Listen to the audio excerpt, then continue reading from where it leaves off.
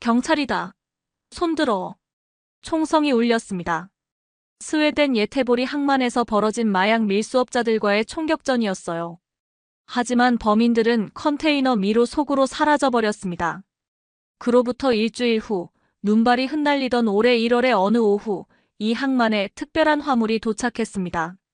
화물이라고 하기엔 좀 이상하죠. 바로 살아있는 개 한 마리였거든요. 안나, 내가 맡을 새 파트너야. 이번엔 진짜 특별한 놈이라고 한국에서 그러더라. 항만 보안팀장이 건네준 서류에는 이렇게 적혀 있었습니다. 견종 진돗개, 이름 바다, 출신 대한민국 해양경찰청 특수작전팀. 저는 스웨덴 예테보리 항만 보안 책임자 안나입니다. 20년 넘게 이 일을 해왔지만 아시아에서 온 개와 함께 일해본 적은 처음이었어요. 솔직히 말하면 좀 당황스러웠습니다. 우리 팀은 모두 독일 셰퍼드나 벨기에 말리노이즈 같은 대형견들과 일해왔거든요. 바다를 처음 본 순간의 느낌을 아직도 생생히 기억합니다. 중형 크기의 갈색과 흰색이 섞인 털, 그리고 무엇보다 그 눈빛이 인상적이었어요. 맑으면서도 어딘가 전투적인 기운이 감도는 눈빛이었죠. 쉿, 스테이. 기본적인 스웨덴어 명령어를 써봤지만 바다는 꿈쩍도 안 했습니다. 고개만 살짝 기울일 뿐이었어요. 아마 언어가 문제일 거야. 동료 요한이 웃으며 말했습니다. 여긴 셰퍼드가 최고라니까. 아시아계가 뭘 할 수 있겠어? 저번 주 총격전에서도 우리 맥스가 범인 2명이나 잡았잖아. 하지만 바다는 제 눈을 똑바로 쳐다보고 있었습니다. 마치 나를 판단하지 마세요. 기회를 주세요라고 말하는 것 같았어요. 그 순간 저는 이상한 느낌을 받았습니다. 이 개는 뭔가 다르다는 것을요. 한국 해경에서 보내온 자료를 다시 읽어봤습니다. 진돗개는 한국의 천연기념물이며 충성심과 지능이 뛰어나다고 되어 있었어요. 그리고 특이한 점이 하나 있었습니다. 실전 경험 부산항 마약 밀수 조직 소탕 작전 참여, 범인 검거 15건, 총격전 생존 경험 다수. 이게 진짜 전투를 해봤구나. 그날 저녁 바다는 제 사무실 한 구석에서 조용히 웅크리고 있었습니다. 새로운 환경에 적응하려고 노력하는 모습이 어딘가 애처로워 보였어요. 저는 바다에게 다가가 손을 내밀었고 바다는 조심스럽게 제 손을 킁킁 냄새 맡았습니다. 그리고는 천천히 꼬리를 흔들었어요. 하지만 그 눈빛에는 분명한 메시지가 담겨 있었습니다. 언제든 싸울 준비가 되어 있다는 전사의 눈빛이었어요. 그것이 우리 파트너십의 시작이었습니다. 이틀 후 바다와의 첫 순찰이 시작됐습니다. 예테보리 항만은 북유럽에서 가장 큰 항만 중 하나예요. 수천 개의 컨테이너가 매일 들어오고 나가죠. 마약, 무기, 밀수품. 온갖 불법적인 것들이 숨어 들어올 수 있는 곳이기도 합니다. 자, 바다야. 오늘이 내 첫 시험이다. 바다는 제 옆에서 차분하게 걸었습니다. 다른 개들처럼 흥분하거나 산만하지 않았어요. 마치 모든 것을 관찰하고 분석하는 것 같았죠. A구역 컨테이너 야드를 돌던 중이었습니다. 바다가 갑자기 멈춰 섰어요. 코를 킁킁거리더니 특정 컨테이너 앞에서 앉았습니다. 그런데 이상한 점이 있었어요. 바다의 털이 곤두서고 으르렁거리기 시작한 거예요. 여기? 정말? 저는 의아했습니다. 그 컨테이너는 이미 1차 검사를 통과한 것이었거든요. 하지만 바다는 확신에 찬 표정으로 제 눈을 똑바로 쳐다봤습니다. 검색팀을 불렀습니다. 엑스레이 스캔 결과는 정상이었어요. 하지만 바다는 여전히 그 자리에서 움직이지 않으면서 계속 경계 자세를 취하고 있었습니다. 혹시 모르니까 직접 열어보자. 컨테이너 문이 열렸을 때 우리는 모두 깜짝 놀랐습니다. 젠장. 들켰어. 컨테이너 안에 숨어있던 무장한 남성 3명이 갑자기 뛰쳐나왔어요. 손에는 권총이 들려 있었습니다. 쏴버려. 총격전이 시작됐습니다. 우리는 급히 컨테이너 뒤로 몸을 숨겼어요. 팡! 팡! 팡! 총알이 금속 컨테이너에 부딪히며 불꽃을 튀겼습니다. 그런데 그때 바다가 움직였어요. 바다야, 위험해. 하지만 바다는 이미 달리고 있었습니다. 컨테이너 사이를 누비며 범인들의 측면으로 돌아가는 거예요. 마치 훈련받은 특수부대원처럼 말이죠. 첫 번째 범인이 바다를 향해 총을 겨누는 순간 바다가 뒤에서 덮쳤습니다. 아! 권총이 바닥에 떨어지고 범인이 넘어졌어요. 두 번째 범인이 바다를 향해 총을 쏘려는 순간 저희 특수팀이 측면에서 기습했습니다. 경찰이다. 무기를 버려. 팡팡팡. 치열한 총격전이 이어졌습니다. 하지만 바다의 정확한 위치 파악 덕분에 우리가 유리한 위치를 선점할 수 있었어요. 마지막 범인이 도주를 시도했습니다. 컨테이너 미로 속으로 사라지는 거예요. 하지만 바다는 이미 그의 냄새를 기억하고 있었습니다. 바다야, 추적. 바다가 달렸습니다. 컨테이너 사이, 크레인 및 트럭 뒤. 복잡한 미로를 정확히 추적해 나갔어요. 거기 있다. 범인은 결국 막다른 곳에 몰렸습니다. 총 한 발도 쏘지 못하고 체포됐어요. 컨테이너에서는 총 30kg의 코카인과 함께 AK-47 자동소총 5정이 발견됐습니다. 시가로 계산하면 약 300만 유로, 우리 돈으로 40억 원이 넘는 금액이었어요. 이게 진짜 대단한데? 요한이 놀란 표정으로 바다를 쳐다봤습니다. 바다는 조용히 꼬리를 흔들며 제 손을 핥았어요. 하지만 그 눈빛에는 여전히 전투의 긴장감이 남아 있었습니다. 그날 저녁 저는 바다에게 말했습니다. 바다야, 너는 정말 전사구나. 우리가 완전히 무시했던 거야. 바다는 조용히 제 옆에 앉아 있었지만 언제든 다시 싸울 준비가 되어 있다는 걸 알 수 있었어요. 바다와 함께한 첫 전투 승리 이후 저는 문득 제 자신의 과거를 떠올리게 됐습니다. 25년 전 스톡홀름 경찰대학을 졸업하던 날의 저를 말이에요. 그때의 저는 꿈으로 가득했습니다. 정의를 실현하고 사회를 지키는 경찰관이 되겠다는 원대한 포부를 품고 있었죠. 하지만 현실은 달랐습니다. 첫 배치받은 곳은 스톡홀름 외곽의 작은 파출소였어요. 사소한 분쟁 조정, 서류 작업, 그리고 가끔씩 음주운전 단속. 제가 꿈꿨던 극적인 범죄 수사와는 거리가 멀었습니다. 몇 년 후 드디어 마약 수사팀으로 전속됐을 때의 기쁨을 지금도 기억합니다. 이제 진짜 시작이다 싶었어요. 하지만 그것이 제 인생 최악의 실수로 이어질 줄은 몰랐죠. 2012년 여름, 저는 대형 마약 유통 조직을 추적하고 있었습니다. 동유럽에서 들어오는 헤로인 루트를 차단하는 작전이었어요. 몇 달간의 수사 끝에 드디어 결정적 증거를 잡았다고 생각했습니다. 이번엔 확실해. 내일 새벽 급습하자. 하지만 급습 당일 현장은 텅 비어 있었습니다. 누군가 미리 정보를 흘린 거였죠. 더 끔찍한 건 그 과정에서 제 동료 한 명이 다쳤다는 것입니다. 범인들이 미리 매복해 있었던 거예요. 팡팡팡. 갑작스러운 총격에 제 파트너 에릭이 다리에 총상을 입었습니다. 저의 성급한 판단과 부족한 확인 때문이었어요. 안나, 도와줘. 피를 흘리며 쓰러진 에릭을 보는 순간 저는 완전히 패닉에 빠졌습니다. 총격전이 벌어지는 와중에도 제대로 대응하지 못했어요. 다행히 다른 팀원들이 범인들을 제압했지만 에릭은 다리에 영구적인 장애를 입었습니다. 그리고 주요 범인들은 모두 도주했어요. 그 사건 이후 저는 수사 일선에서 물러났습니다. 아니, 물러날 수밖에 없었어요. 자신감도 잃었고 동료들의 시선도 부담스러웠습니다. 그렇게 항만보안팀으로 자리를 옮긴 것이 10년 전의 일입니다. 항만보안은 수사만큼 극적이지 않았어요. 하지만 안전했죠. 실수해도 누군가 크게 다치지 않았고 제 판단 하나로 동료의 인생이 바뀌지도 않았습니다. 그런데 바다가 왔습니다. 이 작은 개와 함께 있으면 예전의 그 설렘이 다시 살아나는 것 같았어요. 바다는 제가 잃어버린 직감과 확신을 가지고 있었습니다. 바다야, 너는 정말 용감하구나. 총격전 중에도 전혀 무서워하지 않았어. 바다는 제 옆에 앉아서 고개를 살짝 기울였어요. 마치 제 마음을 이해하는 것 같았습니다. 그 따뜻한 눈빛을 보고 있으니 문득 이런 생각이 들었어요. 나도 다시 용기를 낼 수 있을까? 한국에서 보내온 자료를 다시 읽어봤습니다. 진돗개는 한 번 주인을 정하면 평생 충성한다고 되어 있었어요. 그리고 위험을 무릅쓰고라도 주인을 지킨다고 했습니다. 저는 바다를 쓰다듬으며 중얼거렸습니다. 너는 나보다 훨씬 용감해. 나는 실수가 무서워서 숨어 있었는데. 바다는 꼬리를 한번 살랑 흔들더니 제 손에 주둥이를 비볐습니다. 그 순간 저는 결심했어요. 이계에게서 배우자고.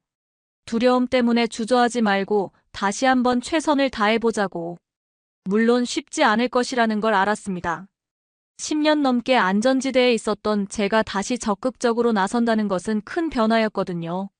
하지만 바다가 옆에 있다면, 그리고 이계가 보여준 그 확신을 조금이라도 배울 수 있다면 해볼 만하다는 생각이 들었습니다. 바다와의 두 번째 주가 시작됐습니다. 월요일 아침 야간 근무조에서 긴급 상황이 보고됐어요. 야간 작업 중 인부 한 명이 사라졌습니다. 이름은 올로프 안데르손, 50대 남성이에요. 그런데 이상한 점이 있습니다. 뭐가 이상해? 같이 일하던 동료들 말로는 누군가 올로프를 데려갔다는 거예요. 검은 차 2대가 나타났다고 합니다. 예테보리 항만은 밤이 되면 완전히 다른 공간이 됩니다. 수천 개의 컨테이너들이 거대한 미로를 만들어내죠. 게다가 크레인, 트럭, 각종 장비들이 복잡하게 얽혀 있어서 한 번 길을 잃으면 찾기가 정말 어려워요. 마지막으로 목격된 곳이 어디죠? 7번 부두 근처였습니다. 하지만 그것도 3시간 전 이야기예요. 수색팀이 이미 2시간째 찾고 있었지만 성과가 없었습니다. 그런데 더 큰 문제가 있었어요. 혹시 인질극일 가능성도 있지 않나요? 팀장이 심각한 표정으로 말했습니다. 최근 항만 노조와 회사 사이에 갈등이 있었거든요. 그때 무전기에서 급박한 목소리가 들려왔습니다. 본부. 7번 부두에서 총성이 들렸습니다. 반복합니다. 총성 확인.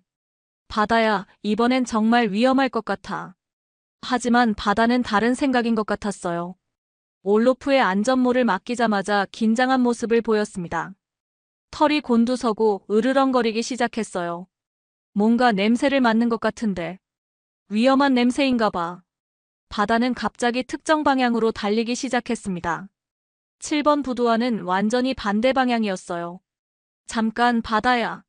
총성은 저쪽에서 났는데. 하지만 바다는 멈추지 않았습니다. 컨테이너 사이의 좁은 통로를 지나고 철제 계단을 올라가고 때로는 우리가 생각지도 못한 방향으로 돌아갔습니다. 정말 이쪽이 맞나? 동행한 구조대원이 의심스러워했어요. 그때 또다시 총성이 들렸습니다. 팡팡팡. 이번에는 우리가 있는 방향에서였어요. 조심해. 무장한 범인들이 있을 수 있어. 우리는 권총을 뽑고 경계 태세를 취했습니다. 바다는 계속해서 앞장서서 길을 인도했어요. 30분 정도 지났을까요? 바다가 갑자기 속도를 높였습니다. 그리고는 거대한 크레인 및 어두운 컨테이너에서 멈춰 섰어요. 여기다. 컨테이너 문을 열자마자 충격적인 광경이 펼쳐졌습니다. 올로프가 의자에 묶여 있었고 무장한 남성 2명이 그를 감시하고 있었어요. 경찰이다. 무기를 버려. 젠장. 어떻게 찾아냈지? 범인들이 총을 뽑았습니다. 팡팡팡. 치열한 총격전이 벌어졌습니다. 우리는 컨테이너 문 양쪽으로 몸을 숨겼어요. 그런데 바다가 또 움직였습니다. 컨테이너 뒤쪽으로 돌아가더니 환기구를 통해 내부로 침투하는 거예요. 바다야, 위험해. 하지만 이미 늦었습니다. 컨테이너 안에서 개 짖는 소리와 사람들의 비명이 들렸어요. 아, 개가 어디서 나왔어? 쏴버려. 팡팡. 혼란한 틈을 타서 우리가 돌입했습니다. 손들어. 움직이지 마. 범인 2명 모두 체포됐습니다. 올로프는 다행히 큰 부상 없이 구조됐어요. 이계가 내 생명을 구해준 거군요. 올로프는 떨리는 손으로 바다를 쓰다듬었습니다. 고마워요. 정말 고마워요. 조사 결과 범인들은 항만 노조 갈등을 이용해 올로프를 인질로 잡고 회사에 거액을 요구하려던 범죄자들이었습니다. 만약 바다가 없었다면 팀장이 중얼거렸습니다. 인질극이 장기화됐을 거야. 그날 밤 저는 처음으로 편안한 마음으로 잠들 수 있었어요. 바다와 함께라면 어떤 위기라도 극복할 수 있을 것 같았거든요. 사흘 후 또 다른 위기가 찾아왔습니다. 새벽 5시 부두 창고에서 이상한 냄새가 난다는 신고가 들어왔어요. 화학적인 냄새인데 뭔지 정확히 모르겠어요. 신고자인 경비원이 말했습니다. 저와 바다가 현장에 도착했을 때 바다는 창고 문 앞에서 몸을 낮추고 경계 자세를 취했어요. 평소보다 훨씬 긴장한 모습이었습니다. 뭔가 위험한 게 있나 보네. 문을 열자마자 톡 쏘는 냄새가 코를 찔렀어요. 바다는 더 이상 앞으로 나아가지 않고 오히려 저를 뒤로 밀어내려고 했습니다. 잠깐 위험할 수도 있어요. 화학물질 전문팀을 급히 불렀습니다. 그런데 검사 도중 충격적인 사실이 밝혀졌어요. 이것은 폭발물 제조에 사용되는 화학물질입니다. 뭐라고? 더 심각한 건 이 양이면 항만 전체를 날려버릴 수 있다는 거예요. 그 순간 창고 뒤편에서 수상한 움직임이 포착됐습니다. 거기 누구야? 검은 옷을 입은 남성 3명이 뛰어나왔어요. 손에는 폭탄이 들려 있었습니다. 모두 뒤로 물러나. 이 폭탄을 터뜨릴 거야. 테러범들이었어요. 이들은 항만을 폭파해서 스웨덴 경제에 타격을 주려던 극단주의자들이었습니다. 경찰이다. 폭탄을 내려놔. 절대 안 돼. 우리의 메시지를 세상에 알려야 해. 긴박한 대치 상황이 시작됐습니다. 폭탄 전문가들이 도착했지만 테러범들이 수동 기폭장치를 들고 있어서 함부로 접근할 수 없었어요. 만약 저들이 폭탄을 터뜨리면 항만 전체가 날아가고 수천 명이 죽을 거야. 그때 바다가 움직였습니다. 몸을 낮추고 조용히 테러범들 뒤쪽으로 이동하기 시작했어요. 바다야, 위험해. 하지만 바다는 이미 작전을 시작했습니다. 컨테이너 그림자를 이용해서 테러범들의 사각지대로 침투하는 거예요. 우리는 10분 후에 이 폭탄을 터뜨릴 거야. 모든 사람들을 대피시켜. 테러범들이 협박하는 사이 바다는 첫 번째 테러범 뒤로 접근했습니다. 3, 2, 1. 바다가 뛰어올랐습니다. 테러범의 손목을 물어버리는 거예요. 아! 기폭장치가 바닥에 떨어졌습니다. 지금이야. 돌입. 팡팡팡. 치열한 총격전이 벌어졌습니다. 두 번째 테러범이 폭탄을 터뜨리려고 했지만 바다가 이미 그의 다리를 물고 있었어요. 놓아. 놓으라고. 팡팡. 특수부대가 돌입해서 나머지 테러범들을 제압했습니다. 폭탄 해체에는 30분이 걸렸어요. 만약 테러범들의 계획이 성공했다면 정말 끔찍한 참사가 벌어졌을 겁니다. 바다가 없었다면 폭탄 전문가가 중얼거렸습니다. 수천 명이 죽었을 거야. 그날 저녁 저는 바다와 함께 조용한 시간을 보냈습니다. 바다는 제 발치에 누워서 평온하게 숨을 쉬고 있었어요. 바다야, 너는 어떻게 그런 걸 다 알아차리는 거니? 테러범들의 위치까지. 바다는 고개를 들어 저를 쳐다봤습니다. 그 눈빛에는 그냥 느껴지는 거예요 라는 표정이 담겨 있었어요. 저는 점점 확신하게 됐습니다. 바다는 단순한 탐지견이 아니라 정말 특별한 전투 능력을 가진 개라는 것을 말이에요. 그리고 이 개와 함께 있으면 저도 예전의 자신감을 되찾을 수 있을 것 같았습니다. 하지만 이 모든 것은 시작에 불과했습니다. 3월 초 예상치 못한 시험이 찾아왔습니다. 북해에서 불어온 강력한 폭풍이 예테보리 해안을 강타한 거예요. 모든 선박은 항만 입구를 피하세요. 반복합니다. 모든 선박은. 항만 관제탑에서는 계속해서 경고 방송을 내보내고 있었습니다. 파도 높이가 4m를 넘고 풍속은 시속 80km에 달했어요. 그런데 문제가 생겼습니다. 레이더에 정체불명의 고속정이 포착된 거예요. 저 배. 폭풍 경보를 무시하고 항만으로 접근하고 있습니다. 해적일 가능성이 높아요. 최근 발트해에서 해적 활동이 늘어났거든요.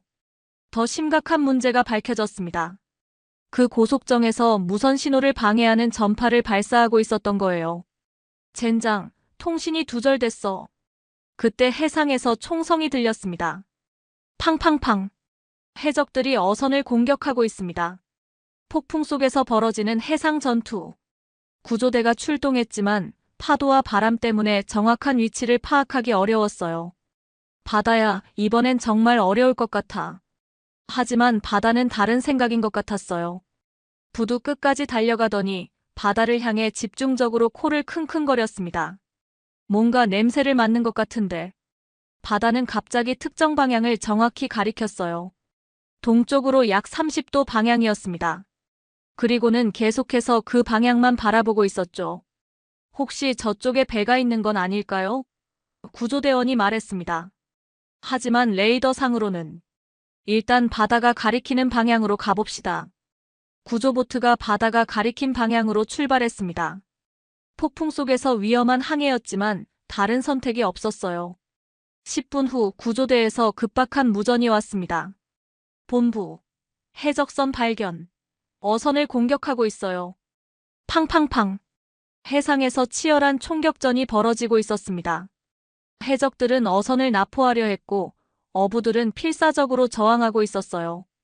구조보트 지원이 필요해요. 해안경비대 특수부대 출동. 무장한 경비정이 현장으로 급파됐습니다. 하지만 폭풍 때문에 접근이 쉽지 않았어요. 해적선이 도주하려고 해요.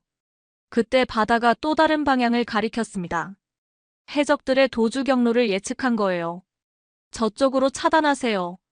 바다의 정확한 예측 덕분에 경비정이 해적선을 완벽하게 포위할 수 있었습니다. 팡팡팡.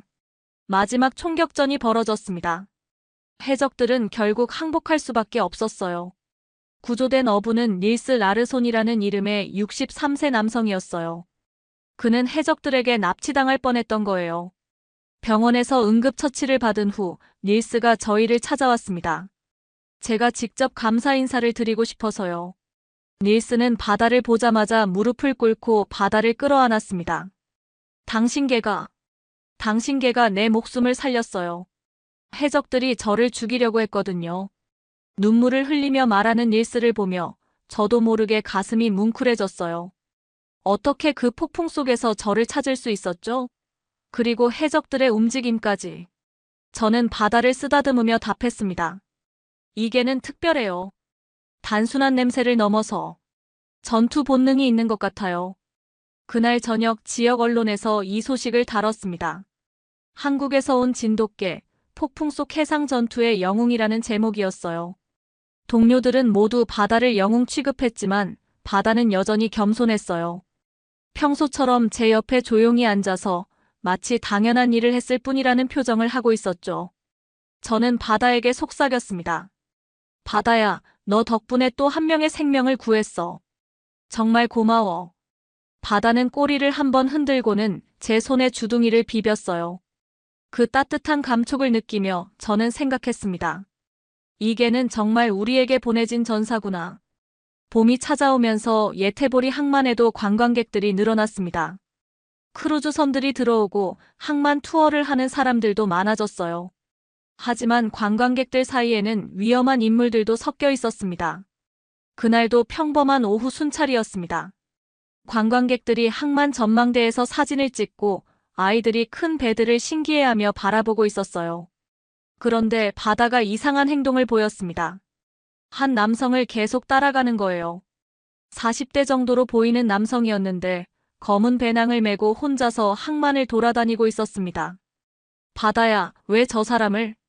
바다는 적당한 거리를 유지하며 그 남성을 추적했어요. 마치 훈련받은 수사관처럼 말이죠. 너무 가깝지도 너무 멀지도 않게. 저는 바다를 따라가며 그 남성을 관찰했습니다. 겉보기에는 평범한 관광객 같았어요. 하지만 뭔가 어색한 점이 있었습니다. 다른 관광객들과 달리 사진을 찍지 않았고 특정 지역만 계속 돌아다니고 있었거든요. 뭔가 수상해. 저는 본부의 상황을 보고했습니다. 의심스러운 인물이 있어요. 바다가 계속 경계하고 있고요. 신원 확인해 보세요.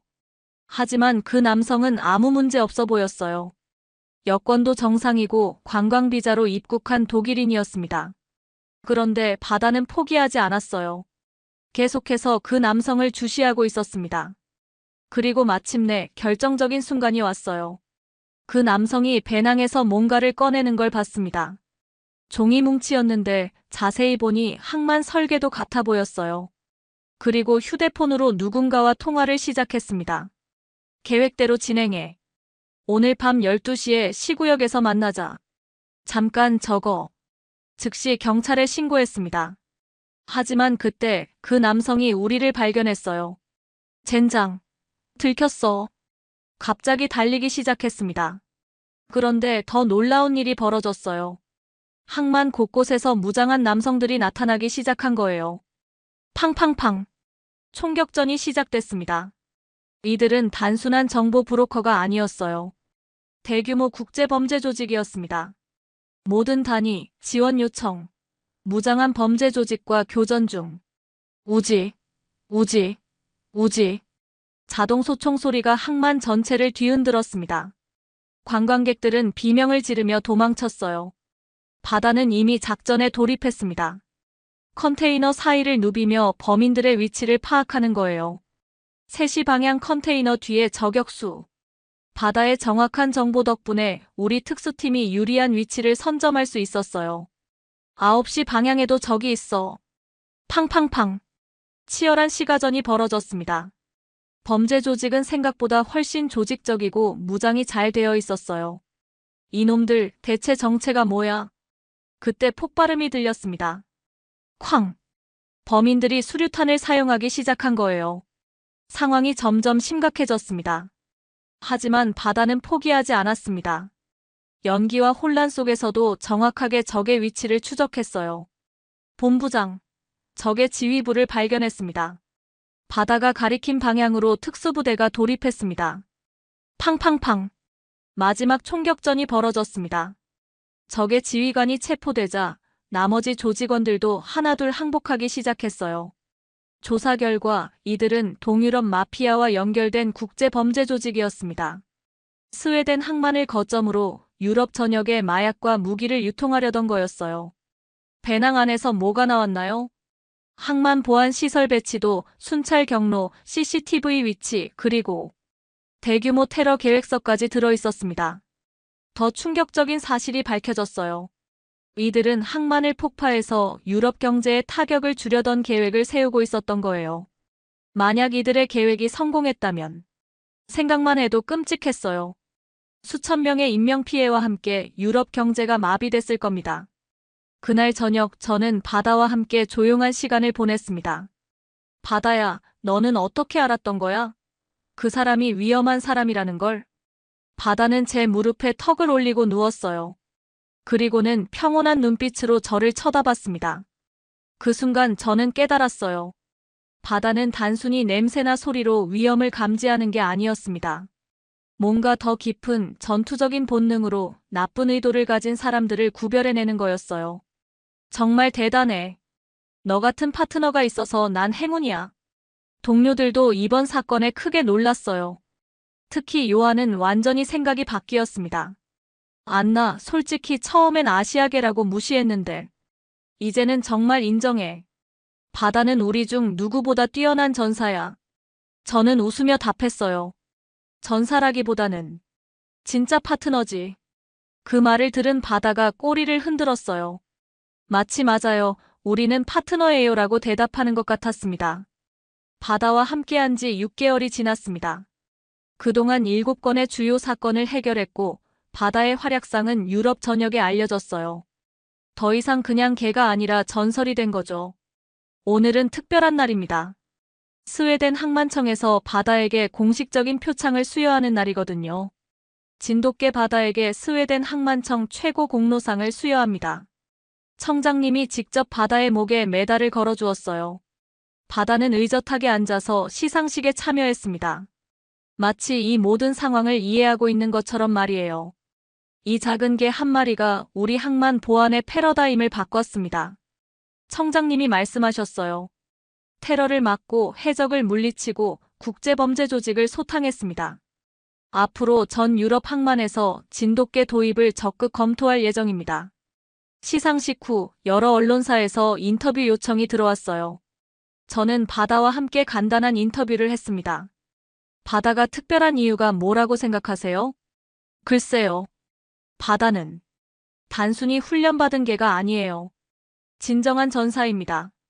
그리고 무엇보다 진정한 파트너죠. 오늘 저녁 저는 사무실에서 지난 6개월의 보고서를 정리하고 있었습니다. 바다의 활약상을 하나하나 기록으로 남기는 작업이었어요. 첫 번째 사건 무장마약 밀수조직 소탕, 범인 3명 체포. 두 번째 사건 인질 구출 작전, 무장범죄자 2명 체포. 세 번째 사건 테러 기도저지, 폭발물 해체 성공. 네 번째 사건 해상 전투 승리 해적단 일망타진. 다섯 번째 사건 국제범죄조직 본부 급습, 주요 간부 체포. 각각의 사건들이 모두 영화 같았어요. 하지만 이제는 알겠어요. 이것들이 우연이 아니라는 걸 말이에요. 바다는 제 옆에서 조용히 누워 있었습니다. 가끔 고개를 들어 저를 쳐다보며 마치 고생 많으셨어요 라고 말하는 것 같았어요. 바다야, 너 덕분에 나도 많이 변했어. 정말 그랬어요. 10년 전 그 실패 이후로 잃어버렸던 자신감을 되찾았습니다.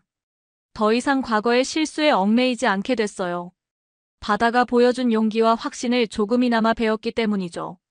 한국 해경에서도 축하 메시지를 보내왔어요. 바다가 스웨덴에서 훌륭한 활약을 하고 있다는 소식을 들었습니다. 진돗개의 우수성을 세계에 알려주셔서 감사합니다. 유럽 언론에서 코리안 어독이라고 부른다고 하네요. 그날 밤 갑자기 긴급 상황이 발생했습니다. 안나, 큰일이에요. 항만에 무장한 괴한들이 침입했어요. 또 이번엔 규모가 달라요. 최소 20명 이상이고 중화기까지 가지고 있어요. 우리는 즉시 현장으로 출동했습니다. 바다도 긴장한 모습으로 함께 뛰었어요. 현장에 도착하자 총격전이 한창이었습니다. 팡팡팡, 우지지지, 기관총 소리까지 들렸어요. 이번 적들은 지금까지와는 완전히 다른 수준이었습니다. 바다야, 이번이 진짜 마지막 전투가 될 것 같아. 바다는 제 눈을 똑바로 쳐다봤습니다. 그 눈빛에는 끝까지 함께 싸우겠다는 의지가 담겨 있었어요. 좋아, 함께 가자. 우리는 마지막 전투에 돌입했습니다. 바다는 어둠 속에서 적들의 위치를 정확히 파악했고, 저는 그 정보를 바탕으로 작전을 지휘했어요. 팡팡팡, 쾅, 쾅. 수류탄이 터지고 총성이 울려 퍼졌습니다. 하지만 우리는 포기하지 않았어요. 2시간의 치열한 전투 끝에 마침내 승리했습니다. 적들은 모두 체포되거나 도주했어요. 밤이 깊어갔습니다. 저와 바다는 마지막 순찰을 위해 항만으로 나갔어요. 고요한 밤바다 위로 별들이 반짝이고 있었습니다. 바다야, 처음 너를 봤을 때는 이런 날이 올 줄 몰랐어. 바다는 제 옆에서 차분하게 걸으며 가끔 주변을 경계했어요. 여전히 임무에 충실한 모습이었습니다. 너는 정말 특별한 개야. 아니, 특별한 전사지. 항만 끝에서 우리는 잠시 멈춰 섰습니다. 저는 바다를 쓰다듬으며 생각했어요. 이 작은 개가 제 인생을 어떻게 바꿔놓았는지를 말이에요. 진돗개는 말이 없습니다. 화려한 액션도 과장된 표현도 하지 않아요. 대신 반드시 필요한 순간에 움직입니다. 조용하지만 확실하게, 신중하지만 용감하게. 그리고 그런 바다와 함께 있으면서 저도 그런 사람이 되고 싶다는 생각을 하게 됐어요. 말보다는 행동으로, 과시보다는 실력으로, 그리고 무엇보다 진정한 파트너십으로. 앞으로도 잘 부탁해, 바다야. 바다는 꼬리를 한번 흔들더니 다시 앞을 향해 걸음을 옮겼습니다. 내일도 우리에게는 새로운 전투가 기다리고 있을 테니까요.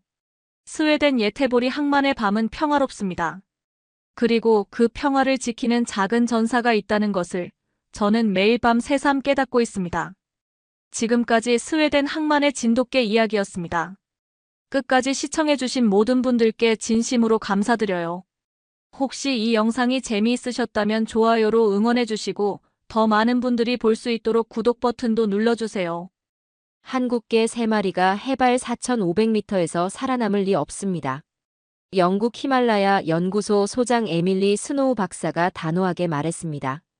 라이벌 연구소가 그녀의 15년 연구를 문화적 편견이라고 공격했거든요. 좋습니다. 증명해드리죠. 저는 에밀리 스노우입니다. 영국 히말라야 극지 연구소를 15년간 이끌어왔죠. 그런데 며칠 전 충격적인 논문 하나가 제 인생을 뒤흔들었습니다. 미국 알래스카 연구소 마이클 김 박사가 국제학술지에 발표한 내용이었어요. 에밀리 스노우 박사의 서구 견종 우월론은 과학적 근거가 없는 문화적 편견에 불과하다. 저한테는 뼈아픈 지적이었습니다. 10년 전 아시아 견종 5마리로 고산 실험을 했다가 모두 고산병으로 쓰러뜨린 아픈 기억이 있거든요. 그런데 한국 서울대에서 연락이 왔습니다. 김동현 교수가 직접 전화를 걸어왔어요. 저희가 3마리를 보내드리겠습니다. 진돗개, 풍산개, 그리고 불개요. 저는 코웃음을 쳤습니다. 교수님, 해발 4,500m에서 개들이 견딜 수 있다고 생각하세요? 티베탄 마스티프도 힘겨워하는 곳인데요. 김 교수는 자신만만했습니다. 한번 보시죠. 이 아이들은 다릅니다. 며칠 후 3마리가 도착했어요. 진돗개 용기, 풍산개 강철, 불개 불꽃이었습니다. 생각보다 늠름해 보였지만 제 생각은 변하지 않았어요. 연구소 수의사 톰슨 박사도 고개를 저었습니다. 박사님, 이 개들 일주일 못 버틸 것 같은데요. 미리 응급처치 준비해 둘까요? 저는 단호하게 말했습니다. 준비하세요. 이번 기회에 확실히 증명하겠어요. 아시아 견종의 한계를 말입니다. 다음 날 아침 헬기로 해발 4,500m 베이스 캠프에 도착했습니다. 영하 20도의 칼바람이 얼굴을 후려쳤어요. 개들 상태 어떤가요? 톰슨 박사가 급하게 달려왔습니다. 박사님, 이상해요. 다른 견종들은 벌써 숨이 가빠하는데. 저는 개 우리로 달려갔습니다. 독일 셰퍼드 2마리와 알래스카 말라뮤트는 벌써 헥헥거리며 축 늘어져 있었어요. 고산병 초기 증상이 분명했습니다. 그런데 한국 견종 3마리는 어떻게 된 걸까요? 진돗개 용기는 꼿꼿이 서서 주변을 경계하고 있었습니다. 풍산개 강철은 눈밭을 신나게 뛰어다니고 있었고요. 불개 불꽃은 붉은 털을 날리며 여유롭게 털고르기를 하고 있었습니다. 이상하네요. 맥박도 정상이고 호흡도 안정적이에요. 톰슨 박사가 청진기를 들이댔습니다. 혈중 산소 포화도도 97%입니다. 평지에서와 거의 같아요. 저는 믿을 수 없었습니다. 측정 기계에 오류가 있나 봐요. 다시 재보세요. 3번을 재봤지만 결과는 같았습니다. 연구소 직원들도 수군거리기 시작했어요. 정말 신기하네요. 어떻게 저렇게 멀쩡할 수가 있지? 저는 화가 났습니다. 일시적인 현상일 뿐이에요. 내일 되면 다를 겁니다. 하지만 이틀째, 사흘째도 마찬가지였습니다. 한국 견종들은 오히려 더 활발해지는 것 같았어요. 연구소 막내 연구원 제임스가 조심스럽게 말했습니다. 박사님, 이 개들 정말 특별한 것 같은데요. 저는 단호하게 고개를 저었습니다. 절대 그럴 리 없어요. 분명히 이유가 있을 겁니다. 실험 시작 5일째 되던 밤이었습니다. 저녁 식사를 마치고 데이터를 정리하고 있는데 갑자기 3마리가 이상한 행동을 보이기 시작했어요. 용기가 계속 하늘을 올려다보며 낑낑거렸습니다. 강철은 안절부절 못하며 연구소 문 앞에서 서성거렸고요. 불꽃은 귀를 쫑긋 세우고 산 위쪽을 뚫어져라 쳐다보고 있었어요.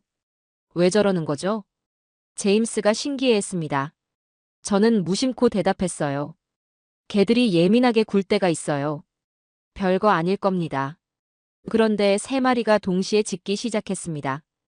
평소와는 다른 급박한 울음소리였어요. 용기가 제 바지를 입으로 잡아당겼습니다. 강철은 연구소 출입문을 앞발로 긁어댔고요. 불꽃은 계속 산 쪽을 보며 으르렁거렸습니다.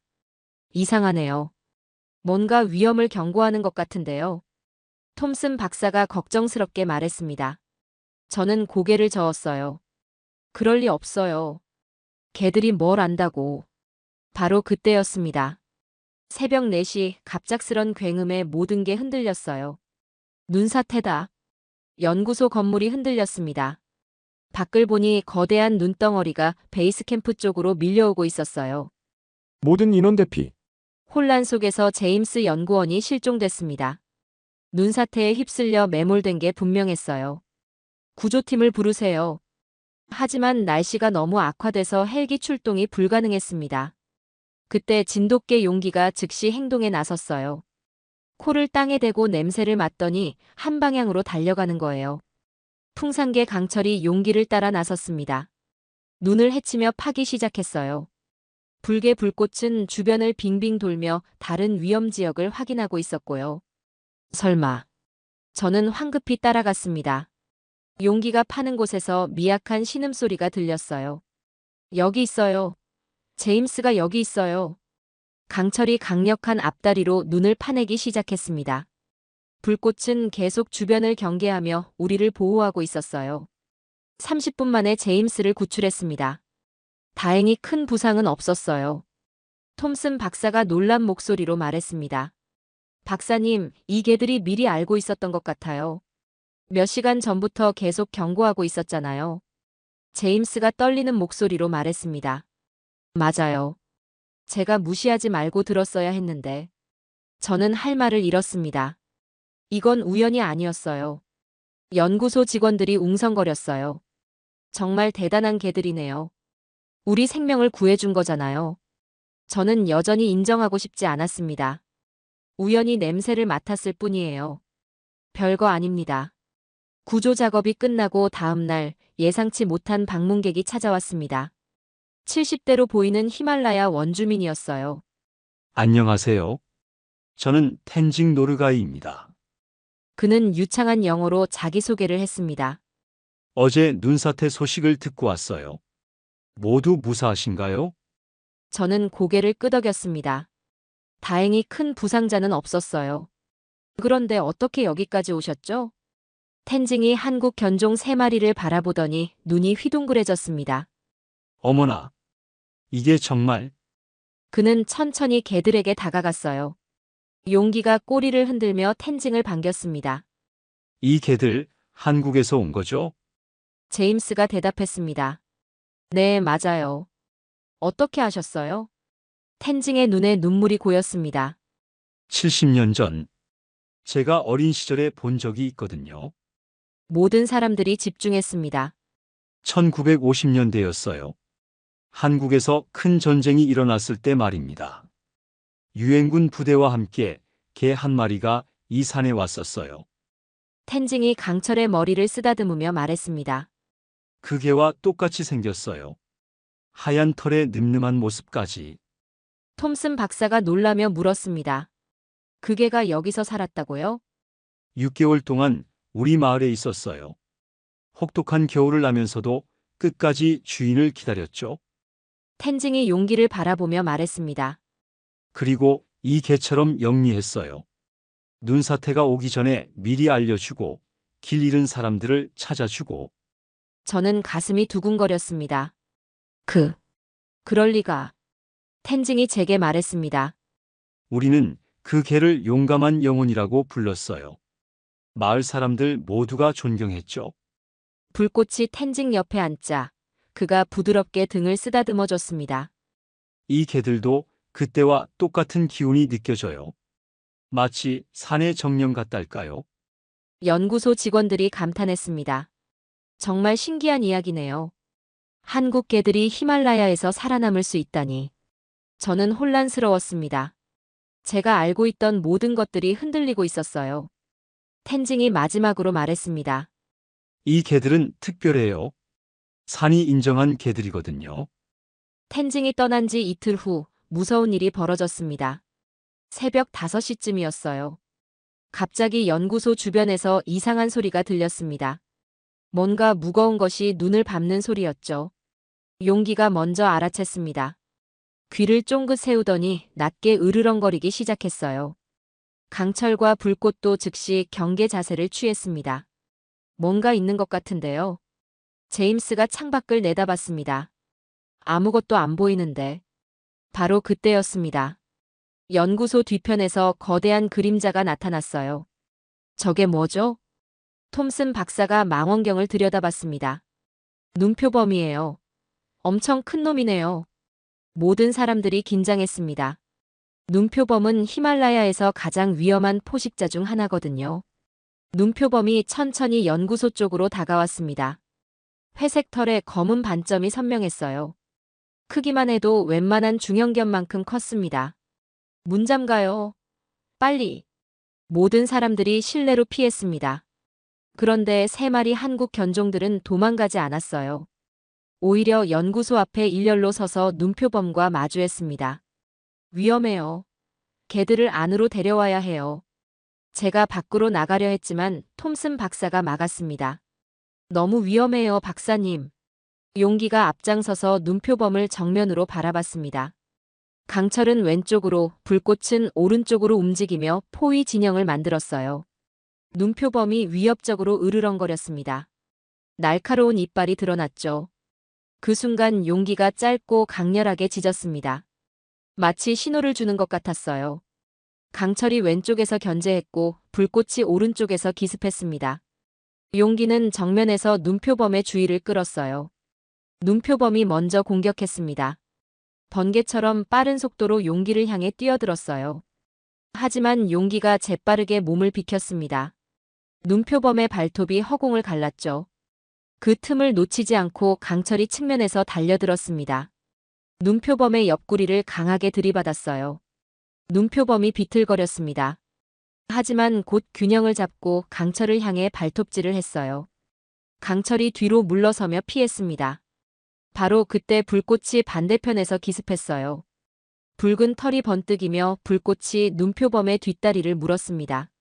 눈표범이 아픔에 울부짖었어요.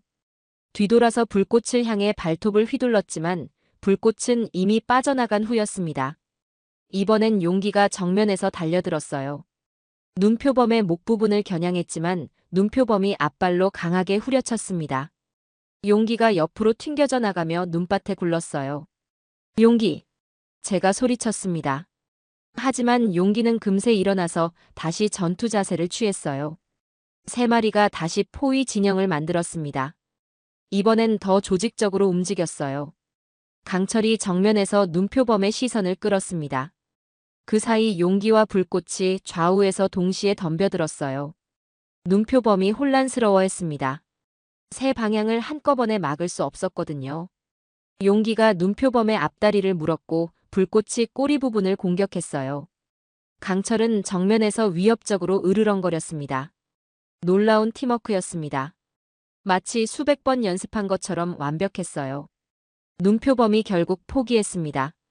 혼자서는 세 마리를 상대할 수 없다는 걸 깨달은 거죠. 몇 번 더 허공에 발톱질을 한 후 천천히 뒷걸음치더니 산 위로 사라져버렸어요. 세 마리가 승리의 지짐을 울렸습니다. 다행히 큰 부상은 없었어요. 제임스가 감탄했습니다. 정말 대단해요. 어떻게 저런 팀워크가 가능하죠? 톰슨 박사도 놀라워했습니다. 눈표범을 물리치다니. 믿을 수 없어요. 저는 할 말이 없었습니다. 이제 더 이상 우연이라고 할 수 없었어요. 나흘 후 밤, 이번엔 눈표범이 혼자 오지 않았어요. 새끼 두 마리를 데리고 나타났습니다. 박사님, 눈표범이 다시 왔어요. 제임스가 다급하게 소리쳤습니다. 창밖을 보니 지난번보다 훨씬 위험해 보였어요. 어미 눈표범의 눈에 분노가 가득했습니다. 새끼들을 보호하려는 모성 본능까지 더해져서 더욱 공격적이었죠. 세 마리가 다시 나섰지만 이번엔 상황이 달랐어요. 상대가 세 마리나 됐거든요. 용기가 어미 눈표범과 대치했습니다. 강철과 불꽃은 새끼들을 견제했어요. 하지만 새끼라고 해도 만만치 않았습니다. 이미 어느 정도 자란 상태였거든요. 어미 눈표범이 용기를 향해 거칠게 달려들었어요. 이번엔 정말 죽기 살기였습니다. 용기가 필사적으로 버텼지만 밀리기 시작했습니다. 그때 저도 모르게 밖으로 뛰어나갔어요. 안 돼. 위험해. 톰슨 박사가 말렸지만 이미 늦었습니다. 제가 손에 들고 있던 랜턴을 눈표범을 향해 던졌어요. 어미 눈표범이 잠깐 주춤했습니다. 그 틈에 용기가 반격했습니다. 강철과 불꽃도 새끼들을 몰아붙였어요. 제가 근처에 있던 쇠막대기를 집어들었습니다. 함께 싸우자. 저는 세 마리와 어깨를 나란히 했습니다. 처음으로 이 개들을 동료라고 느꼈어요. 강철이 제 옆에서 용감하게 버텼습니다. 불꽃은 제 뒤를 지켜주었고요. 용기는 여전히 앞장서서 어미 눈표범과 맞서고 있었습니다. 우리는 하나가 되어 싸웠어요. 어미 눈표범이 저를 향해 발톱을 휘둘렀습니다. 아찔한 순간이었어요. 그때 강철이 제 앞을 가로막았습니다. 발톱이 강철의 어깨를 스쳤어요. 강철! 제가 소리쳤습니다. 하지만 강철은 꿋꿋이 버텼어요. 그 모습을 본 어미 눈표범이 잠깐 망설였습니다. 강철의 용기에 움찔한 것 같았어요. 용기가 큰 소리로 짖었습니다. 마치 우리가 이겼다고 선언하는 것 같았어요. 어미 눈표범이 천천히 물러서기 시작했습니다. 새끼들을 데리고 산으로 돌아갔어요. 전투가 끝났습니다. 제가 강철의 상처를 확인했어요. 다행히 깊지 않았습니다. 고마워, 강철. 내가 날 구해줬구나. 그때 비로소 깨달았습니다. 이 개들은 단순한 실험 동물이 아니었어요. 진정한 동료였습니다. 3주간의 실험이 끝났습니다. 마지막 날 아침, 텐징이 다시 찾아왔어요. 이번에는 마을 사람들과 함께였습니다. 이 개들을 축복해 주러 왔어요. 텐징이 3마리 앞에 무릎을 꿇고 기도를 올렸습니다. 용감한 영혼들이 다시 돌아왔습니다. 산의 신이 이들을 보호해 주시길. 마을 사람들도 함께 기도했어요. 진돗개 용기, 풍산개 강철, 불개 불꽃은 조용히 서 있었습니다. 마치 축복을 받아들이는 것 같았어요. 텐징이 저에게 말했습니다. 박사님도 이제 알았겠죠? 이 개들은 특별해요. 저는 고개를 끄덕였습니다. 네, 제가 틀렸어요. 이 아이들은 정말 특별합니다. 15년간 제가 고집해온 모든 편견이 무너졌어요. 아시아 견종이 열등하다는 생각, 서구 견종만이 우수하다는 믿음, 모든 게 제 오만함이었습니다. 제임스가 아쉬워했습니다. 한국으로 돌아가는 게 아쉬워요. 이런 개들은 처음 봤거든요. 톰슨 박사도 동감했습니다. 정말 대단한 친구들이었어요. 우리가 배운 게 더 많은 것 같아요. 3마리의 협동심. 정말 감동했습니다. 헬기가 도착했습니다. 3마리를 한국으로 데려갈 시간이었어요. 저는 1마리씩 안아주었습니다. 용기야, 내가 우리를 지켜줘서 고마워. 강철아, 나를 구해줘서 고마워. 평생 잊지 않을게. 불꽃차, 내 용기 덕분에 내가 달라졌어. 3마리가 제 손을 핥아주었어요. 마치 괜찮다고 말하는 것 같았습니다. 텐징이 마지막으로 말했습니다. 이 이야기를 우리 후손들에게 전하겠어요. 한국에서 온 용감한 개들이 히말라야를 정복한 전설로 말이죠. 헬기가 떠나고 저는 홀로 서 있었습니다. 15년간 쌓아온 제 편견이 단 3주 만에 완전히 바뀌었어요. 이제 저는 알았습니다. 진정한 강함은 혈통이나 출신이 아니라 마음에서 나온다는 것을. 한국 견종들이 보여준 용기, 충성, 그리고 사랑. 그것이 진짜 명견의 조건이었습니다. 멀어져가는 헬기를 바라보며 저는 다짐했습니다. 앞으로는 절대 편견으로 누군가를 판단하지 않겠다고.